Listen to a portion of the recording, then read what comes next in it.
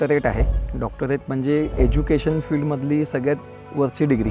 भाविक मंकोडीपासून तर डॉक्टरची जी जर्नी होती हे मला असं वाटलं नव्हतं की कधी डॉक्टर लागेल. योग्य वेळी योग्य मार्गदर्शन मिळणं गरजेचं आहे. शाल्मली क्षत्रिय, ज्ञानेश्वरी देवरे आणि अवनी भामरे ह्या 3 विद्यार्थिनी सगळ्यात प्रथम माझ्याकडे अकॅडमीसाठी आल्या. क्रिकेट फक्त शहरपुरता मर्यादित नसून हा आता प्रत्येक गावापर्यंत पोचला आहे. दिवसेंदिवस महिला खेळाडू जे आहे ते ग्रामीण भागातनं पण नाशिक शहराकडे वळत आहे खेळाडू बनण्यासाठी. माझी एक थिंकिंग आहे की जेवढ्या जास्त मॅचेस खेळतील तितकं जास्त प्लेअर घडवण्याला सोपं जातं. मी प्रत्येकाला एक बुक बनवायला लावली आणि रोज एक वेगळी सिच्युएशन टी व्हीवरती बघायची मॅच आणि त्या ठिकाणी आपण तिथे आहे, आपण काय करू शकतो या पद्धतीने त्यांना नोटबुक बनवायला लावली. शालेय क्रिकेट हा बेस क्रिकेट आहे. तिकडनं एखादा खेळाडू खूप लवकर पुढे जाण्याचे चान्सेस खूप जास्त आहे असं मला वाटतं. ॲज अ कोच काम करतो तेव्हा रोल वेगळा असतो, जेव्हा सिलेक्शन कमिटीमध्ये असतो तेव्हा वेगळा असतो.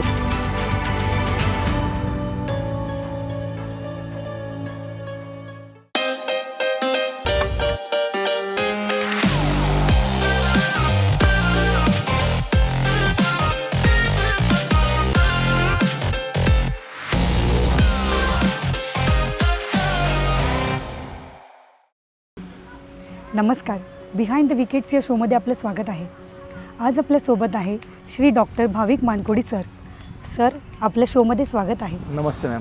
सर, आपला क्रिकेटचा मुख्य करून महिला क्रिकेटचा प्रवास कसा सुरू झाला आणि मुलींसाठी क्रिकेट कोचिंग करण्याची प्रेरणा तुम्हाला कशी मिळाली? ॲक्च्युली 2017पासून हिरावाडी येथे अकॅडमी आपण सुरू केली. तर तिथे असं पहिले तर मुलींसाठीच आपण काहीतरी करायचं असं ठरवलेलं नव्हतं.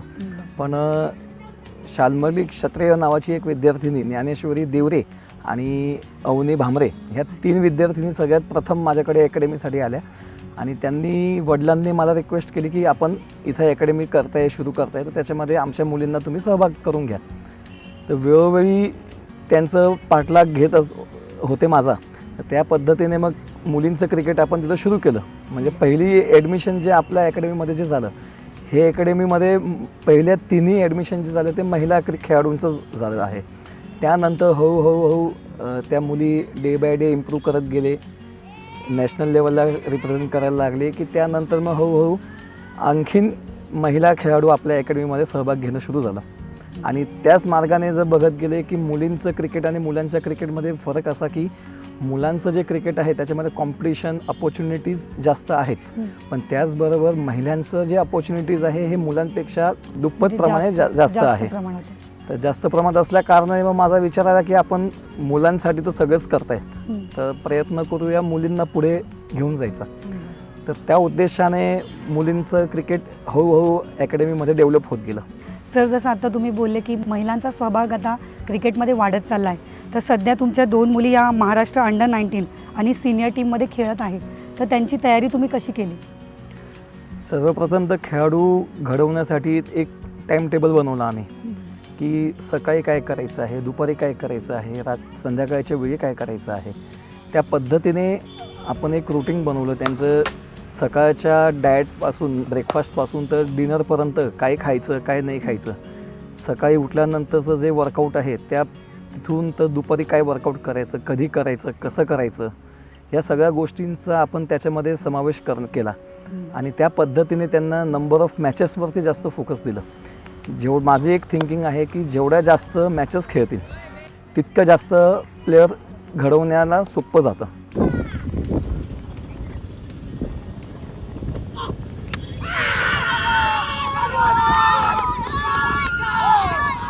कोचिंग तर सगळेच करतात, पण एक पुढे जाण्यासाठी एक मॅच टेम्परामेंट जो आहे, मॅचमध्ये वेगवेगळ्या प्रकारच्या सिच्युएशन्स येत असतात. तर त्या सिच्युएशन हँडल करण्यासाठी तुम्हाला एक प्रत्येक गोष्टी प्रॅक्टिसमध्ये नाही होत. त्या गोष्टी अशा आहे की ते मॅचमध्येच होतात. तर अशा पद्धतीने त्यांना जास्तीत जास्त मॅचेस द्यायचा प्रयत्न केला. स्टार्टिंगला त्या 3च महिला खेळाडू होते.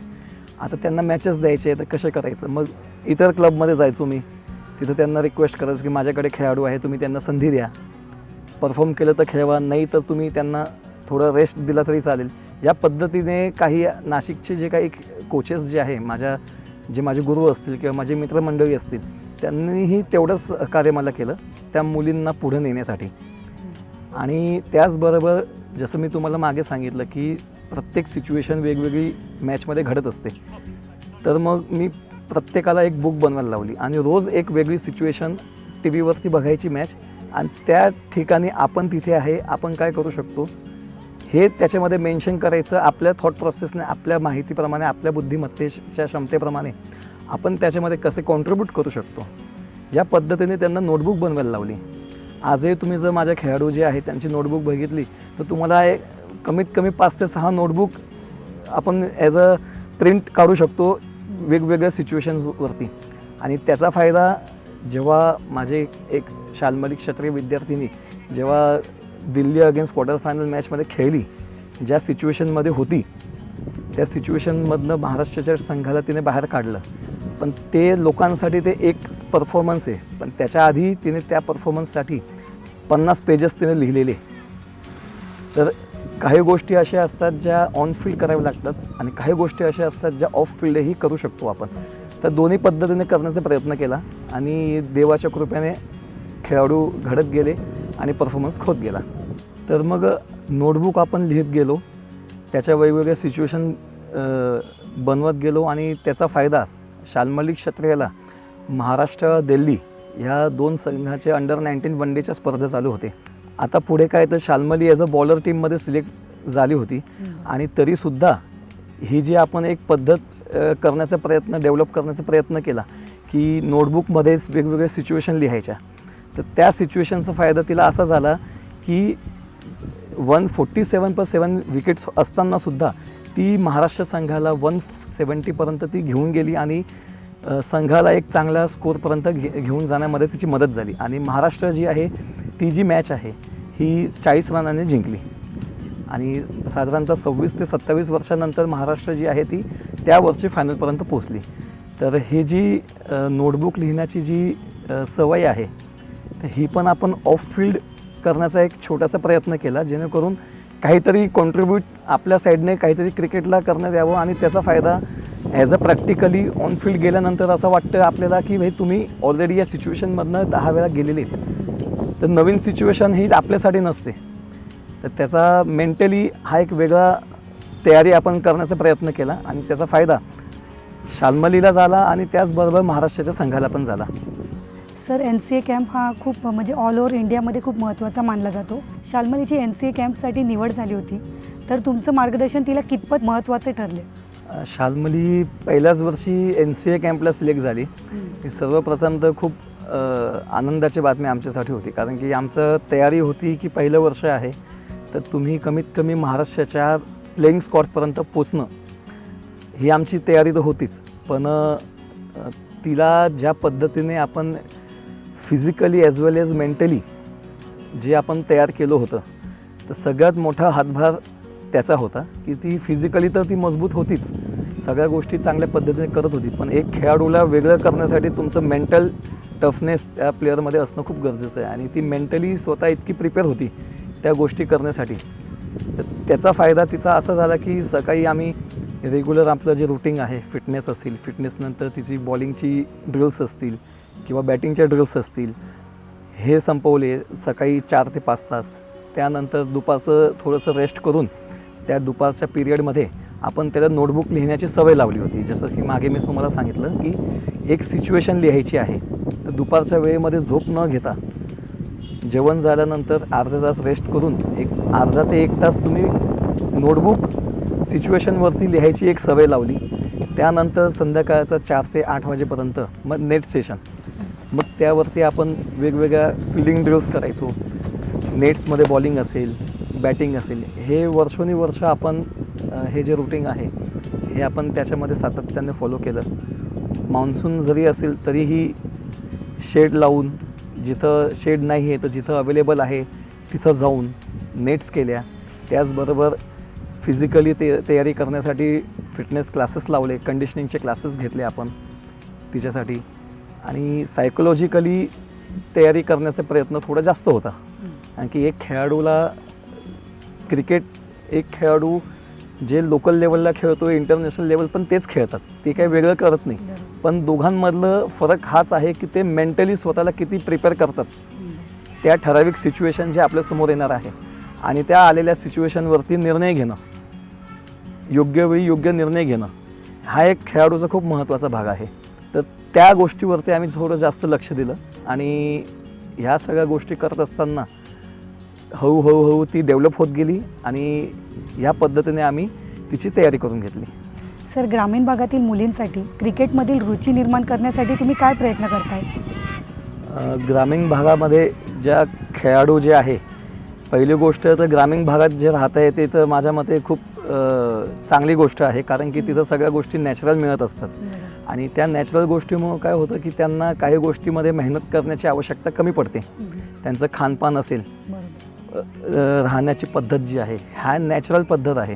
त्याच्यामुळं काही गोष्टी अशा आहे जे शहरात राहणारी जे खेळाडू असतात त्यांना ते करावे लागतात आणि ग्रामीण भागामध्ये असल्या कारणाने त्या गोष्टी नॅचरल त्यांच्या डेली रुटीनचा एक भाग असतो. राहिली गोष्ट क्रिकेटची, तर क्रिकेट हा एक आता फक्त शहरपुरता मर्यादित नसून हा आता प्रत्येक गावापर्यंत पोचला आहे. नाशिक जिल्हा क्रिकेट संघटनेच्या हद्दीमधल्या सिन्नर तालुक्यातल्या काही खेळाडू असतील, जसे की माया सोनवणे असेल, प्रियंका घोडके असेल, साक्षी कानाडी असेल, अशा अनेक खेळाडू जे आहे हे नाशिक ग्रामीणमध्ये तर सिन्नर तालुक्यात जे आहे भाग तिथून येतातच आहे, पण त्याचबरोबर पिंपळगाव, बसवंत असेल, नांदगाव असेल, अशा अनेक ग्रामीण भागामध्ये सुद्धा महिला खेळाडू सहभाग घेणं आता सुरू केलेलं आहे त्यांनी. आणि क्रिकेट म्हटलं की मुलांचा खेळ, ही जी मेंटॅलिटी जी होती ही आता ग्रामीण भागाच्या पालकांमध्येही ही मेंटॅलिटी आता नाही आहे. तर त्याच्यामुळं दिवसेंदिवस महिला खेळाडू जे आहे ते ग्रामीण भागातनं पण नाशिक शहराकडे वळत आहे खेळाडू बनण्यासाठी.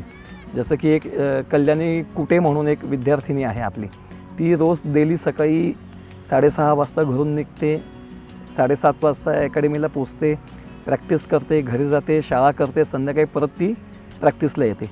आता नाशिक ते सायखेडा हा डिस्टन्स जवळपास 30 ते 32 किलोमीटर आहे.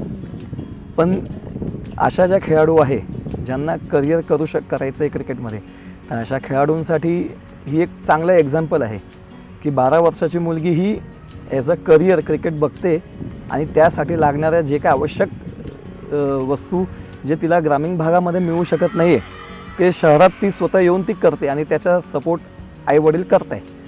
तर आजकालचं क्रिकेट जे आहे, महिला खेळाडूंचं क्रिकेट हे शहरपुरतं सीमित नसून ग्रामीण भागामध्येही एक चांगलं तिचं एक्सपोजर आहे आणि त्यासाठी आपण वेगवेगळ्या कॅम्प असतील, फिल्डिंग कॅम्प, जसं मागच्या वर्षी आपण मे महिन्यामध्ये आपण मुलींसाठी फिल्डिंग कॅम्प घेतला होता. यावर्षी आपण मुलींसाठी 3 टुर्नामेंट सुरू केल्या. आता एक टुर्नामेंट अजून करायची आहे. तर अशा ज्या टुर्नामेंटमध्ये आपण त्या ग्रामीणच्या मुलींना प्रत्येक टीममध्ये, एका टीममध्ये कमीत कमी 5 मुली ग्रामीणच्या असतील, या पद्धतीने आपण त्या मुलींना आपण बोलवतो आणि त्यांना जास्तीत जास्त संधी देण्याचा प्रयत्न करतो. सर, गेल्या 6 वर्षापासून आपण अंडर-15, अंडर-19 आणि सीनियर या सर्व वयोगटामध्ये आपण निवड करता आणि प्रशिक्षक म्हणून काम करत आहात. तर तुमचा अनुभव त्याबद्दल कसा आहे? सोपं काम नाही आहे हे, कारण की जेव्हा आपण ॲज अ कोच काम करतो तेव्हा रोल वेगळा असतो, जेव्हा सिलेक्शन कमिटीमध्ये असतो तेव्हा वेगळा असतो. ॲडिशनली जेव्हा तुम्ही अकॅडमीचं कोच जेव्हा असतात तेव्हा तुमचं रोल वेगळा असतो.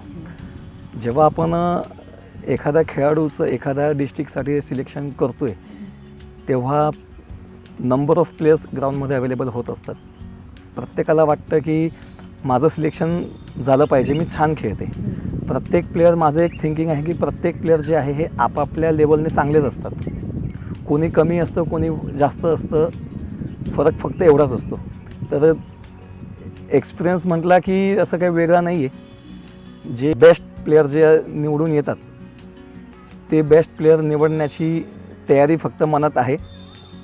जे चांगले आहे त्यांना आपण प्रयत्न करतो की संधी द्यायचा प्रयत्न करतो.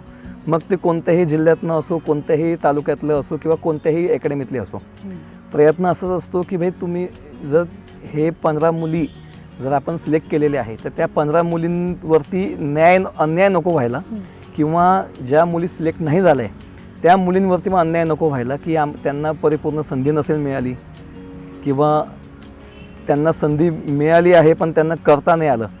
तर ह्या सगळ्या गोष्टी ज्या आहे हे थोडेसे साईडला ठेवावे लागतात. बेस्ट जे 16 खेळाडू असतात त्यांनाच आपण संधी देण्याचा प्रयत्न करतो. त्यांच्यावरती अन्याय होणार नाही कोणावरती, या उद्देशाने आपण ते सिलेक्शन कमिटीवरती असताना पहिलं टार्गेट तेच असतं की अन्याय नको व्हायला कोणावरती.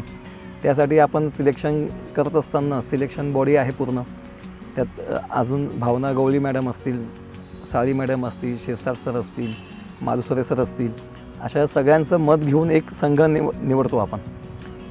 आणि एक्सपिरियन्स याच्यापेक्षा वेगळं काहीच नाही आहे. खेळाडू जसं अकॅडमीमध्ये आपण सिलेक्ट करतो बेस्ट 11 प्लेयर खेळवण्यासाठी मॅचसाठी, सेम तिथं सिलेक्शन करत असताना, जिल्ह्याचं सिलेक्शन करत असताना तेच टार्गेट असतं की बेस्ट 11 प्लेयर कसे सिलेक्ट करायचे आणि त्या खेळाडूंचं नुकसान न होता जिल्ह्याचा कसा फायदा होईल आणि जिल्ह्याचा फायदा होऊन महाराष्ट्र संघात कसे ते घुसतील, कसे ते महाराष्ट्र खेळतील आणि महाराष्ट्रासाठी कसं कॉन्ट्रीब्यूट करतील, हा एक फक्त त्याच्यामध्ये फरक असतो की महाराष्ट्रासाठी कसं कॉन्ट्रीब्यूट करता येईल. सर, जेव्हा तुम्ही निवडकर्त्याच्या भूमिकेत असतात तेव्हा मुख्य कुठल्या गोष्टी तुम्हाला पाहाव्या लागतात जेव्हा एखाद्या खेळाडूची तुम्ही निवड करतात? निवड करत असताना बरेचसे असे फॅक्टर्स आहे जे डायरेक्टली किंवा इनडायरेक्टली इन्व्हॉल्वमेंट त्याची असते एक खेळाडू सिलेक्ट करण्यामागे किंवा एका खेळाडूचं सिलेक्शन होण्यामागे. तर डायरेक्ट म्हणजे काय की तुमचा परफॉर्मन्स आणि इनडायरेक्ट म्हणजे काय जे दिसून येत नाही, ऑन फील्ड घडतंय पण ते ऑन रेकॉर्ड नसतं. अशा ज्या गोष्टी आहेत ते इनडायरेक्ट पद्धतीमध्ये येतात. जसे की फॉर एक्झाम्पल एखादी सिच्युएशन आहे, त्या सिच्युएशनमध्ये समजा आपल्याला एखादा बॉलर विकेट घेऊन देतो आहे, एखादा बॉलर विकेट घेतो आहे पण XYZ बॉलर असेल त्याला विकेट मिळत नाही पण त्याची इकॉनॉमी चांगली असते, तो बॉलिंग चांगली करतो आहे म्हणून नेक्स्ट ओव्हरला त्याला विकेट, दुसऱ्या बॉलरला त्याचा फायदा होऊन त्याला विकेट मिळते. किंवा एखादी सिच्युएशन आहे, त्या सिच्युएशनमध्ये आपल्याला कंटिन्यूस रन्स करण्याची आवश्यकता नाही, तिथं पिचवरती थांबण्याची आवश्यकता आहे कारण की 50 ओव्हरची मॅच आहे, 10 ओव्हरमध्ये 7-8 विकेट पडलेले आहे आणि 40 ओव्हर खेळायचे आहे आणि त्या सिच्युएशनमध्ये तुम्हाला वेळ काढायचा आहे, जास्तीत जास्त बॉल्स खेळायचे, जास्तीत जास्त रन्स करण्याचा प्रयत्न करायचा आहे, प्लस विकेट्स पण नाही द्यायचे आहे. अशा वेगवेगळ्या कंडिशनमध्ये खेळत असताना एक खेळाडू कसा स्वतःला डेव्हलप करतो आहे, कसा तो परफॉर्म करतो आहे, याही गोष्टी बघितल्या जातात. जसं की कधी कधी रन्स करूनही काही खेळाडू सिलेक्ट होत नाही. तशा इनडायरेक्ट गोष्टी भरपूर आहे जे ग्राउंडमध्ये ऑन फील्ड असताना आम्ही बघत असतो. जसं की ग्राउंड टीमसाठी कॉन्ट्रीब्युशन किती आहे, फिल्डिंग कशी करतो आहे, फिल्डिंग जरी करतो आहे तरी तो बॅटिंग करू शकतो आहे का, बॅटिंग करतो तो फिल्डिंग करू शकतो आहे का, टीमला कॉन्ट्रीब्यूट, टीमला घेऊन चालू शकतो आहे का, टीमसोबत कॉम्बिनेशन बनतं आहे का. अशा भरपूर अशा गोष्टी असतात ज्या आपल्याला डायरेक्टली किंवा इनडायरेक्टली इन्व्हॉल्वमेंट त्याची एक खेळाडूला सिलेक्ट करण्यामागे डायरेक्ट असते. तर प्रयत्न असा असतो की आपला की जास्तीत जास्त खेळाडू जे आपण 16 खेळाडू जे निवडतो ते टीमसाठी खेळतील आणि असं नको व्हायला की सेल्फिशपणा जो आपण म्हणतो तर सेल्फिश नको असायला खेळाडू, कारण की मी छान बॉलिंग करतो आहे आणि समोरचा प्लेअर नाही करत आहे तर मी माझंच पद्धतीने खेळेल. तर ह्या गोष्टी आम्ही प्रयत्न करतो की ते नको असायला. सर, निवड प्रक्रियेत कोचिंगचा अनुभव किती मदतीचा ठरतो? कोचिंग करत असताना सर्वप्रथम तर कोचिंग आपण एखाद्या परफॉर्मन्स डेव्हलप करण्यासाठी आपण कोचिंग करत असतो, पण end of the day result हा मेन मोटो असतो. तर सिलेक्शन प्रक्रियेमध्ये असा फायदा होतो की काही खेळाडू टेक्निकली साऊंड असतात, काहींना प्रॅक्टिसची गरज असते, काहींना प्रॅक्टिसची गरज नसताना पण ते मॅचमध्ये चांगले परफॉर्मन्स करतात. तर आम्ही असं बघतो की end of the day score कसा होईल, परफॉर्मन्स कसा दिसून येईल, आपला संघ जो आहे हा जिंकून कसा येणार. तर मॅच चालू असताना कोचिंग हा एक भाग वेगळा असतो आणि मुलांकडनं परफॉर्मन्स करून घेणं हा एक भाग वेगळा असतो. तर कोचिंग करत असताना हे तर समजतं आम्हाला की हा प्लेयर स्किलफुल आहे, बरोबर. तर स्किलफुल आहे पण त्याचसोबत आपल्याला ऑन फील्ड त्याचा परफॉर्मन्स पण आपल्याला बघावा लागतो. तर कोचिंग करत असताना सोबत आम्हाला ह्याचा फायदा हे खूप महत्त्वाचा आहे की बाई स्किलफुल आहे किंवा नाही हे नंतरचा प्रश्न, पण हा टीमसाठी परफॉर्म करतो आहे का, बॅटिंग करायला गेला आहे तो स्किलफुल आहे, पण फक्त स्किलफुल असून उपयोग नाही आहे. तुम्हाला एंड ऑफ द डे एक स्किल जशी फ्रंट फूट डिफेन्स असेल, बॅक फूट डिफेन्स असेल किंवा बॉलिंग असेल, ह्या एक स्किल आहे. पण रन्स करणं पण हे पण एक स्किल आहे. आता रन्स करणं हे प्रत्येकाला जमत नाही, भले तो कितीही टेक्निकली साऊंड असेल, पण रन्स करण्यासाठी त्याची वेगळी एक पद्धत असते ऑन फील्ड. त्याला गेमचा सेन्स पाहिजे. असं शॉट सिलेक्शन जे आहे हे योग्य पद्धतीने पाहिजे. तर आम्ही कोचिंग करत असताना हेच बघतो आणि सिलेक्शनमध्ये पण आम्ही हेच बघतो की जे काही तो शिकलेला आहे, जे काही तो शिकतो आहे, तर खेळाडू त्याला न्याय देतो आहे का इंटू रन्समध्ये कन्वर्ट करून. तर कोचिंग करताना हा एक मोठा फायदा आहे की टेक्निकली तर साऊंड आहेच, पण ज्या आपल्याला टेक्निकली न बघता त्याचं रन्स करण्याची जी इम्प्लिमेंट करतो आपण, जे शॉट्स हे चांगल्या पद्धतीने करतो आहे का, टीमला त्याचा बेनिफिट मिळतं आहे का, त्या पद्धतीने आपण कोचिंगचा एक्सपिरियन्स याच्यामध्ये कन्वर्ट करण्याचा प्रयत्न करतो. सर, तुम्हाला स्थानिक असोसिएशनकडून काही पाठबळ मिळते? हो, मिळतं पाठबळ. वेळोवेळी ज्या पद्धतीने सहकार्याची अपेक्षा एका कोचला असते, एका अकॅडमीला असते, तर वेळोवेळी जे नाशिक जिल्हा क्रिकेट संघटना आहे हे वेळोवेळी आम्हाला मदत करत असतं. कोणत्या गोष्टी आवश्यक आहे, कोणत्या गोष्टी आवश्यक नाही आहे, असं काय करू शकतो की आपण नाशिक जिल्ह्याचं क्रिकेट एक स्तरापर्यंत घेऊन जाण्यात मदत होईल, या सगळ्या गोष्टींचं निवारण एक संघटना करते. आम्हालाही ते त्याच्यामध्ये इन्वॉल्व करत असतात.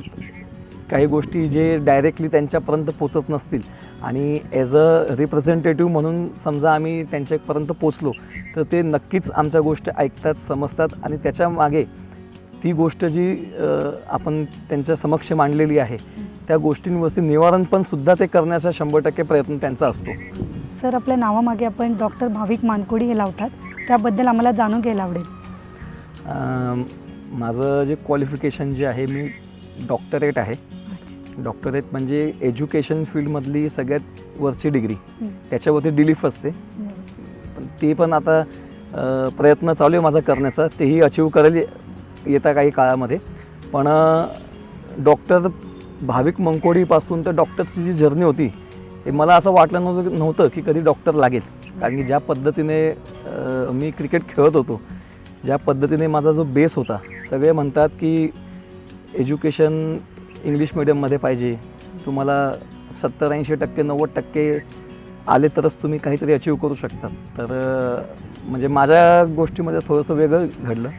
सायन्स बॅकग्राऊंड होतं, 11वी-12वी 47% मी पास झालो. तरीसुद्धा एक म्हणतो ना आपण की योग्य वेळी योग्य मार्गदर्शन मिळणं गरजेचं आहे.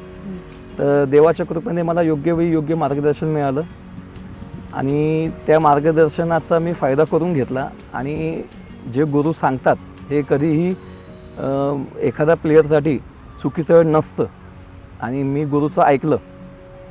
आजकालचे खेळाडू ऐकत नाही, पण मी ऐकलं आणि त्याचा फायदा 100% मला झाला. मी अमरावतीला हायर एज्युकेशनला गेलो 12वी नंतर. तिथं माझं BP, BPEd, MPEd हे झालं आणि नेट सेटची तयारी करत असताना PhDचं सर्क्युलर बाहेर पडलं अमरावती विद्यापीठाचं. तर म्हटलं 2 महिने एक्स्ट्रा थांबलेलो आहे, तर 1 महिना अजून थांबून घेऊ, बघूया कसं काय पुढे करता येईल. तर माझ्यासोबतचे जे कलिग्स होते तेही माझ्यासोबत, त्यांनीही PhDचा फॉर्म भरला. त्या फ्लोमध्ये PhD करत गेलो. PhD झाली. 2018मध्ये माझं सबमिशन झालं PhD थिसिस आणि फेब्रुवारी 19मध्ये मला डिग्री प्राप्त झाली डॉक्टरेटची. आणि स्पोर्ट्स सायकोलॉजी या विषयामध्ये माझी डॉक्टरेट 2019मध्ये संपली. त्या कारणाने माझ्या पुढे डॉक्टर लागलेला आहे. बाकी बरेचसे लोक मला विचारतात की क्लिनिक कुठे, तर माझं क्लिनिक ग्राउंड आहे. सर, जसं मुंबईमध्ये शालेय क्रिकेटला प्राधान्य दिले जाते, तसे पुणे आणि नाशिकमध्ये सुद्धा प्राधान्य दिले गेले पाहिजे असे तुम्हाला वाटते का? नक्कीच. मुंबई क्रिकेट असोसिएशन जे आहे त्यांनी एक दर्जा सेट केलेला आहे शालेय क्रिकेटचा. आणि ते जे क्रिकेट आहे, शालेय क्रिकेट हा बेस क्रिकेट आहे. तिकडनं एखादा खेळाडू खूप लवकर पुढे जाण्याचे चान्सेस जे आहे हे खूप जास्त आहे असं मला वाटतं. तर नाशिकमध्येही या पद्धतीचं वातावरण निर्माण होणं खूप गरजेचं आहे. 6-7 ओव्हरच्या मॅचेस काही टुर्नामेंटमध्ये होत असतात, तर ते 6-7 ओव्हरच्या मॅचेस न होता ते कमीत कमी ॲटलिस्ट 20 ओव्हरच्या स्पर्धा होणं गरजेचं आहे. ॲक्च्युली अंडर 14 असेल, अंडर 16 असेल, ह्यांच्या 50 ओव्हर किंवा 2 डे टेस्ट मॅच अशा लाँग टर्म जे मॅचेस जे असतात, अशा मॅचेससाठी मला आवडेल. मी 2020 प्रेफर तर बिलकुल करत नाही. तर होणं गरजेचं आहे. काळांतराने नाशिक जिल्ह्याचं क्रिकेट हे मुंबईच्या बरोबरीने होईल. काही सुधारणा जे करण्याची गरज आहे हे पण होतील. वेळ लागतो प्रत्येक गोष्टीला करण्यासाठी आणि तो वेळ आता येतो आहे हळूहळू. सर, तुम्ही आमच्या बिहाइंड द विकेट्स या शोमध्ये आलात त्याबद्दल तुमचे मनापासून आभार आणि तुमच्या पुढील वाटचालीसाठी शुभेच्छा. धन्यवाद. मलाही खूप आनंद झाला. ज्या पद्धतीने आपण प्रश्न विचारले हे नक्कीच खेळाडूंना याचा फायदा होईल आणि कसं क्रिकेटला कॉन्ट्रीब्यूट करू याच्या मागेच आपलं ध्येय असेल. धन्यवाद.